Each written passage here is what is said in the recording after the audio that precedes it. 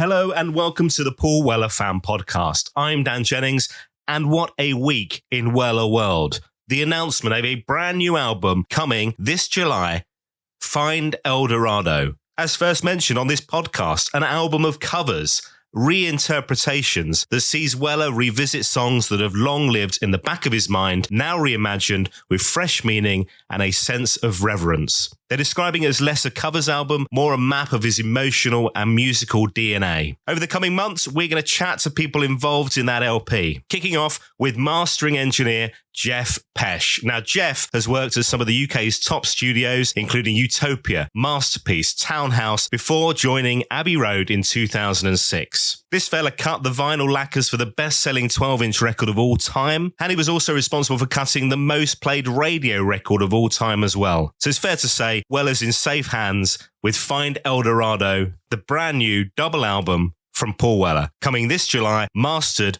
by Geoff Pesche. Let's get into it. Hey, Geoff, thanks for joining me. Yeah, nice to see you too. Now, this is a day off, is it? We're not in Abbey Road here. I was expecting to see a beautiful studio. Because if we do it at Abbey Road, I'm going to be busy. So I just thought, if you want to chat to me, then you wait another week for this probably. Another year. If you want to do it at work, we'll reschedule. But well, no, I've seen the who's who list. I mean, the amount of people that you've worked with in your career and continue to work with is unbelievable, man. I mean, we could fill hours talking about the amazing records you've been involved in. Well, cheers, but yeah, I mean, there's a few bits and pieces over what is probably a 40-year plus career now. When did I start doing this? 1979. So I was 19 then, so bit of water under the bridge, right? Well, let me, just so that people know, let me name a couple of these that have that will be like big, significant ones. I imagine if you were writing a CV, I'd imagine these would be on it. Let me fact check these with you as well, because you never know with research, do you? No. Am I right in thinking that you were the one that cut New Order's Blue Monday, the 12-inch? So this is like the biggest selling 12-inch of all time. Is that right? That's a fact. But that record's been cut multiple times, but I cut the original two sets for Factory Records, I believe. At Take One, that was 85, 86, I think. You don't know how many records can sell, do you? But that went on. And because so if anyone's got the original pressings of those 12 inches, I would have cut them. But that record's been cut all over the world. It's sold so many. Well, another massive, massive seller is also, and I've just seen there's a massive box set coming out around about now as well, is Dire Straits Brothers in Arms. That is a cutting quote. That record was originally mastered in New York. Bob Ludwig did it, mastered this right. But what used to happen with like billion-selling records, each continent would have to cut the records to service all the factories in the continent. So Phonogram would have known that record was going to sell millions, and it did. So my colleague, Dennis Blackham, and I, we cut 15 sets of that record from those production tapes across the weekend. So if you've got a UK pressing or a European pressing of Brothers in Arms, Dire Straits, Dennis or I cut it. Well, I mean, everybody had that record, so we must have, right? Yeah. I mean, if you bought it in the UK, you wouldn't have won out. But we didn't do the original mastering. We did all the cutting for Europe. Okay. And then the one other one I was going to say to you was about, because again, these are all records, is, well, when I say records, I do mean the vinyl, but I meant then like Guinness Book of Records is also Kylie Minogue's, which is the most played radio record of all time. Is that right? Right. This is me totally. This is, can't get you out of my head, isn't it? Not only did I master that from scratch, I also did the radio edit with her on a bank holiday because the record had to be in a factory or the CD single and probably the 7-inch or whatever, had to be in the factory on the Tuesday.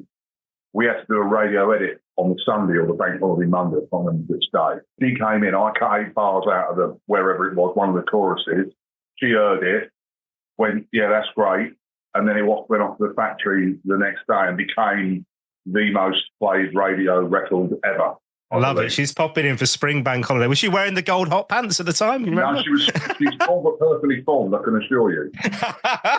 Yeah. So she still looks fabulous. I love Kylie. I mean, I had a proper crush on Kylie at the end of the 80s, like we all did, right? The Kylie thing, I did all of the Parlophone releases after Stock Aitken and Waterman. She signed Parlophone, early 90s, and I did all of those Parlophone albums before she moved to Warner's, I think. So I've done about 6 albums with her. Right. Wow. Amazing. So look, let's talk Mr. Weller. When would your discovery of Paul Weller have been? Well, I would have discovered Paul Weller The Jam, going underground, you know, down the tube station at midnight, a town called Malice, you know. Am I a Jam fan? I think everyone who's from the south of England is a Jam fan. But if you want to talk about this record this year, Charles Rees, who mixed it, I've done a lot of stuff for him, the Rifles. They're a band based in London, whatever. I do a lot of mastering for them, and he's mixed some of their tunes. This is how this came about. He probably said to Paul, look, this guy does all the Rifle stuff for me. He's okay. Give him a shot. And that's what happened. Paul sent a couple of tester tracks, which I did, sent those back, and he liked them, so I ended up doing the job. And take us through that process then. So he's sending you something over like WeTransfer, is it, presumably, is it? Or something like that? Dropbox? With a Dropbox or something, a file, you know, done remotely. I would then listen to the track, interpret it as I see fit, send back a mastered version, then gets to Paul. You know, file sharing is easy now. Then it's auditioned, and does it fit the bill? It happens a lot, you know. You used to do the single first, then you did the album, but now it's so much easier to just send a file and receive a file. That's what happens. So, and what are you having to do? So what Charles sends you is obviously his mix, but then what's the difference? What is it that you're doing? I'm the sugar on the top. Is there enough top on it? Is it too boony? Is it loud enough for Spotify or wherever it's going, or the radio or whatever? So it's the final stage where you can alter the tonal balance of something before it's manufactured. So I'm like the link between the studio and Amazon, if you like. Because you work on so much stuff. Yesterday, so we're talking on the day after the album was announced, and 2 of these songs have gone out into the world. Are you paying attention to any of that? Are you looking, oh, no, that's the one I did? Or you're completely unaware of all that? Well, what I like is if I'm going down the Westway in my car and I see a billboard with a record on it that I've mastered, that makes me feel happy. And if I hear a record coming out of a radio that I've worked on also, and if one of my mates says, that Paul Weller record's out, did you do it? And I say, yes, all that stuff. Yeah, I'm proud of it. Okay, so you send it back, Paul likes it, you then get the job. Yeah. Is Paul coming in and working with you collaboratively on it? We do it all remotely, which is the way now. Since COVID and lockdown and all that, people got used to working away, staying at home really, and it's so much easier now, again, with file sharing. You send the mastered file, whoever auditions it somewhere where they know, either in a studio or in a car or wherever, speakers they know or whatever, and then, you know, they're approving it there. Generally, with somebody of my experience, it kind of makes no difference whether you're there or not. I mean, we're just going to be having a chat or whatever, but it's still going to go through the same signal path, and I'm going to do it sort of as I see fit. People that I would call musically direct, like Paul Weller, they've been around the block enough not to need to babysit and experience mastering. That's it. Would he be giving you any information about the project itself, telling you what any of it's about? Or is it literally, here's the sound files and you've got none of that background or what? Here's the sound files, do it. I don't listen to, sometimes people send me things and say, oh, you're mastering, it'll be the Monday, and they say you're mastering our record on Wednesday. Do you want to hear the files before the job? And I say no. I want to treat it as a job when it is a job. And so how long would each song take? You're going song by song, presumably, right? How long would each one take? Well, once you see what happens now is because Charles would have mixed all of those in the same room, there is a template generally for how they're all going to sound. 20 years ago, records were mixed in 3 different studios around the world, Air Montserrat, Air London, and the Townhouse, you know. So now all mixed under one roof. So they're kind of, once you've got one, you've kind of got the lot. So probably the first track will take you maybe half an hour to get round it and see how loud you want to do it and stuff like that. But once you get ahead of steam up, about 4 hours really to do an album now. If they're all in the right place, there's no editing to do. The man and his dog's not coming along. You only have 4 hours, 5 hours. I always think about you folks as a bit like photographers, really, where when the photographers are in the pit or they're at a gig, you're so focused on the job in hand that maybe you're not always enjoying the experiences the same way as a fan would, right? They're looking down the lens. For you, I would guess there's a mixture of kind of, you've got a job to do to master the song. So it's not like you're sitting there with a cup of tea enjoying the album in the same way as we would. No, you listen differently when you're at work. You listen for frequency and tonal balance. If I'm on a beach with my headphones on, listening to my iPod or my phone or whatever, I'm not thinking, oh, this George Duke album should have a bit more top on it. I'm thinking this sounds great. So you're listening to totally different experience. The album's not out yet. We do know, obviously, your role in it, as we're talking about. When you get to that end of that album, and we get a song called Clive's Song, and there's a little surprise there with Robert Plant on it, who you've worked with before, right? Yes. Jimmy Page and Robert Plant, an album they did in, I believe, about 1993. I think it's called No Quarter. They recorded it in Morocco. And they say don't meet your heroes because I'm a Led Zeppelin fan. And that was an interesting afternoon. Someone else you can name drop. Yeah, but I guess you maybe wouldn't even know the first time you're listening to it and whatever that actually. Oh, he's singing backing vocals as well, isn't it? That's right. So did you immediately recognise it as Robert? No, I didn't. But if I went back to it now I've got a clue. I think, but no, I didn't think. No, I've not thought about that at all. Sometimes I don't receive a label copy until the label copy is the track list. It's got all the ISRC codes, the writing credits, which are not really relevant to me, but it's the formal track list for the album. I don't think I had one until it was finished. Normally that turns up with the files. And generally, I don't read through all the writing credits and everything. I just need to know the titles and the ISRC codes. So whoever, Mrs. Mills could be playing the piano. It makes no difference to me. I think she's on the opening track, actually. Yeah. Okay, so you've given it back to them. We talked a bit at the beginning about so many of these big hit songs and the vinyl process. Are you involved in any of that bit? What normally happens now, I come from a vinyl background, so I'm lucky that I've always worked in mastering rooms with vinyl cutting lathes. I still do now. The vinyl now is done after all of the digital files are approved. So what would have happened with Paul's album, the master files would have got approved. So then the CD and digital download files would have been done first. And then we would have carved up the running order.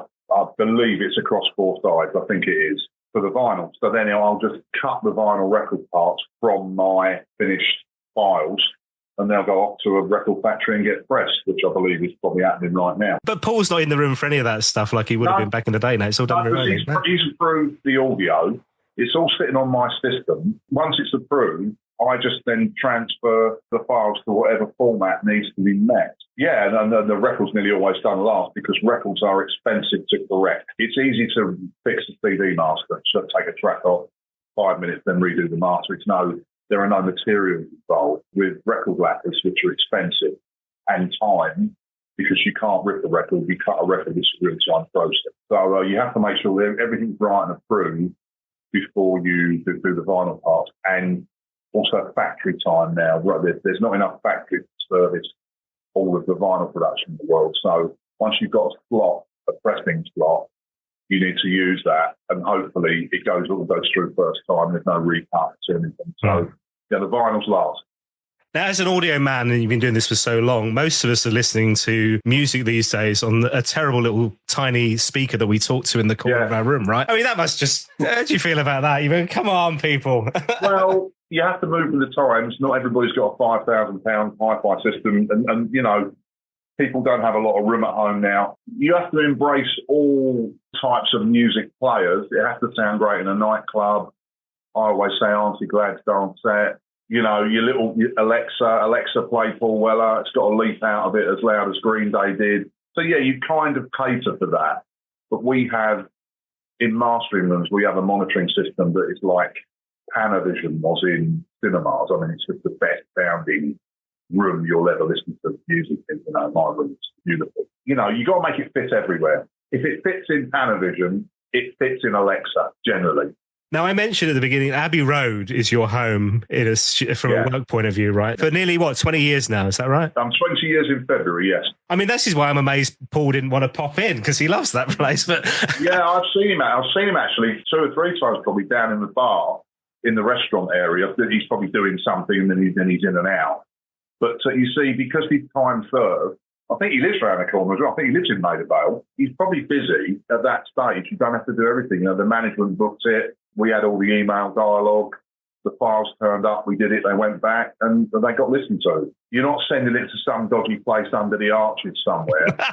You're sending it somewhere that's like proven and, with a great experience. Well, and I guess, Abbey Road really is the kind of career, the culmination of all the amazing career you get. So it's the top of the tree, right? Well, I thought when I took the job 20 years ago, it would see me through, and it will. And it is a lovely place to work.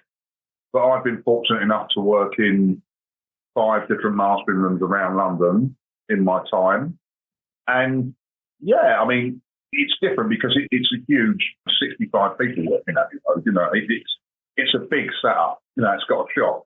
You know, it's massive. It's a brand. Yeah, it is a lovely place to work. But I've worked in some lovely rooms before where the output was just as good and so on and so on. But yeah, it's a wonderful place to work, and it will be for everybody going forward. You know. Because you worked at the Townhouse at one point, which actually the Jam right back in the day recorded at as well. Well, yeah, you see the Townhouse, you know, the Virgin's facility. I worked there from 1993 to 2006. Most of the big records that I've worked on, I did at the Townhouse. And what happens is you build a clientele, so when you leave and go somewhere else, they follow you. That's what happened. You know, Abbey Road didn't hire me because I'm a nice bloke. They hired me because I had a client that followed me. Most of it followed me up there, you know, 20 years ago. Because in mastering, you build relationships with people. Not everybody makes a record every day, every week, every year. But when they make another one, they come and find you. That's the draw. And over the years, you build up a little black book of people that you know. And somebody, like the thing with Charles and Paul, Charles mixed the rifles. I did the rifles, sounded great. So why not give him a go? That's it's word of mouth, like anything. No. Yeah, Kevin Metcalf, who you must know because he's worked at so many other places. With the comments. He works in the opposite room. He was been on the podcast, right? Well, yeah, I think I spoke to him like a week after he'd retired or something, and he was like, he hadn't listened to music for a while at that point. Oh no, it was 6 months after he retired, and he said he hadn't listened to any music in that entire period, given the years of rest. That's a shame, but you can still be a music fan if you manage to avoid working on records that you don't necessarily. I mean, I'm not a Kylie fan. Using Kylie again as an example, I'm not really a pop music fan. I'm a bit of a jazz fan. So I might listen to a record this afternoon. I might do. But it won't be anything, I doubt, that I've worked on within the last 2 years. You've got to be quite a special record to get into my iTunes library and work. And I say that to people sometimes. They go, oh, I said, yeah, I'm going to pop you in my iTunes. They go, oh, wow, that's quite something, isn't it? I won't ask if Paul is in there. Well, yeah, I probably will pop him in, yeah. It's so subjective, isn't it? You know, you like apples, I like orange, you know, so, yeah. But I'm not like Kevin. I am a music fan still. This has been such a delight, man. I really appreciate your time. I'm going to ask you one final question. So sure. I ask this of all my guests as a music fan. You're allowed one Paul Weller song for the rest of your life. It could be The Jam, The Style Council, or solo. What would you pick? I said it earlier on, a town called Malice. Just so much energy, just so much. And you know what? I always think that I'm a little bit mystified with 3-piece bands, right? Because they all make a racket. I mean, The Jam, Rush, Placebo. There's loads of them, but they make an absolute The Police, they make an absolute racket. And The Jam, I mean, Paul Weller as an artist, he's transcended time. He's fitted into every decade. He's a true British pop star. I like people like that who fly the flag for Britain and England or whatever, and are still around and still sell records all over the world. For a tiny island, we are prolific musically. Love it, man. Thank you so much for your time, Geoff. Really appreciate it. Thanks very much. Bye. Right, thanks once again to Geoff Pesche, mastering engineer. What a joy to chat to him and hear about his stories. And as I say, over the next couple of months, you'll hear more about Find Eldorado on this podcast. So keep listening. Make sure you follow, you subscribe wherever you get yours. Spread the word. Share the podcast with your friends, family. In fact, people you don't like, that's fine with me. And if you've enjoyed this episode, don't forget you can buy a virtual coffee or podcast merchandise to support the show. It all helps. Just head into my store, paulwellerfanpodcast.com, and you'll find the show notes there as well as that merch store that I mentioned. Thanks for listening. I'll see you next time.